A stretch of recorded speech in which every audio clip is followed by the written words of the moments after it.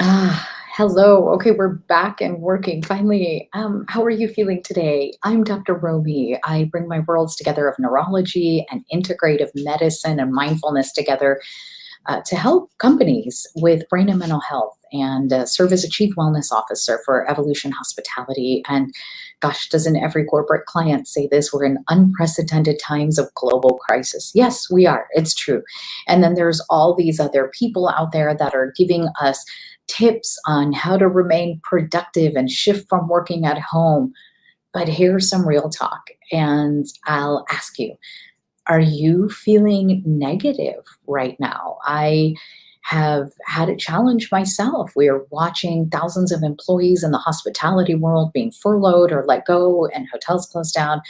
As a speaker and a consultant, I've seen my Q2 business just wiped clean overnight.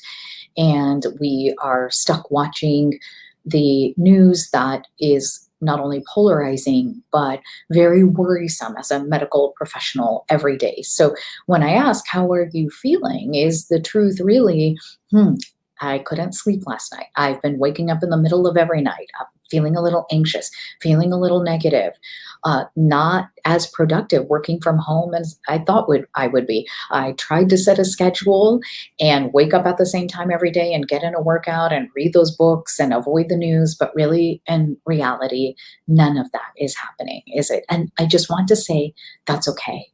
And that's normal. And let's have some Dr. Romy real talk that when we are in an unprecedented global crisis, our brain is going to react in unprecedented ways. If you're somebody that normally sleeps very well, you may be finding yourself not able to sleep at all. Or you may be somebody that needs 9 to 11 hours of sleep a day, and you're finding you need even more than that.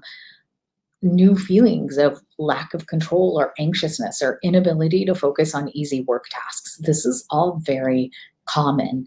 We are being assaulted individually, as communities, and the workplaces, our family lives, we're home office, and not with our normal routines. So I ask yourself, what are a few things we can do? And number one is, could we start by saying it's okay to feel negative? It's okay to feel stressed out in this moment. It's okay to admit we are feeling anxious or worried or sad or grieving because we had to let employees go. All of those are normal. And when somebody comes along and says, oh, breathe and switch to a positive thought, if you find yourself doing that eye roll, that's okay. And that's normal because we fail ourselves and our brains if we don't pause and have a moment of honesty and authenticity. And for me to tell you that, yes, I have been worried about employees that were let go. I have been worried about my family members and colleagues that are at the front lines facing the COVID-19 crisis in hospitals without enough personal protective equipment, right? There is endless worrying. And we have to first come face to face and recognize that we may be experiencing negative emotions that are slowing us down from being our best selves, from productive, from interacting normally. Number two, before you go into type A personality, success-driven mode, and that's okay, I'm going to ask you to pause and have a rake the leaves moment. What do I mean by rake the leaves? I literally was stressed out last week in over-planning, overcompensating mode, trying to set up everything in a home office and keep operations going and try to re-strategize in business and support the people that needed supported. And it's exhausting, isn't it? So I'll ask you instead is go and rake the leaves. I literally had team members say, could you take a few days off?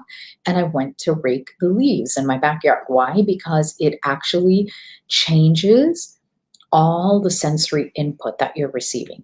So could you get up and go do something if you're feeling this anxious or negative or stressful panic that changes what you're looking at, what you're hearing, what you're smelling, what you're touching, and what you're tasting?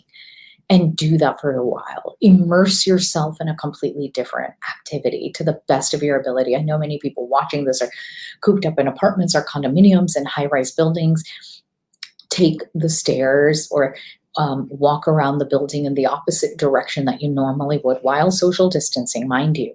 But do something that is changing the sensory input of your mind. So first is take on those, negative emotions. That's okay and that's normal. The second thing is change the sensory input to what you're receiving.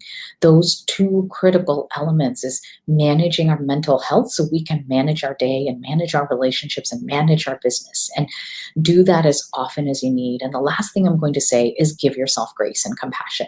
Is that if you had a schedule and a to-do list and you find yourself it's taking you longer to check off those activities off of your to-do list, understand that it's normal, that you're not in that productive, highly effective mode that you normally need to be, and give yourself permission to slow that pace down. It's when we give ourselves that grace that we actually find we can recover a little more quickly. I mean, make mistakes all the time. I was waiting to go live here, emailing and texting someone, and was eating live on camera and didn't even realize it. And so for those of you that saw me live a little bit earlier and wondered what I was munching on, I'm finishing off the last of my quarantine comfort foods, and we're only in the end of week 1. So we all have these human moments and give ourselves that grace. So leave any questions you have on YouTube or LinkedIn as you're watching this for me, and I'll come back in throughout today and tomorrow and answer them.